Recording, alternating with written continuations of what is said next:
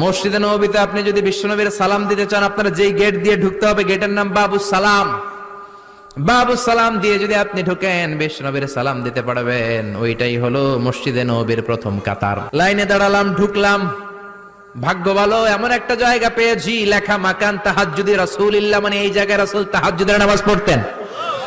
আল্লাহর শুকরিয়া আদায় করে 2 রাকাত সালাত পড়ে আবার প্রথম কাতারে ঢুকে গেলাম। এবার বিশ্বনবীর সালাম দেওয়ার পালা।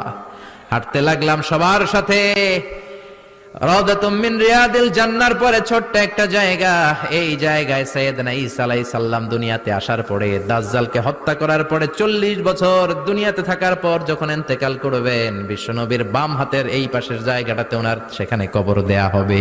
সুবহানাল্লাহ, ছোট্ট একটু জায়গা, কবর দেয়া হবে সেখানে। হাঁটতে লাগলাম, এরপরে বিশ্বনবীর কবর, লেখা মুহাম্মদ রাসূলুল্লাহ সাল্লাল্লাহু।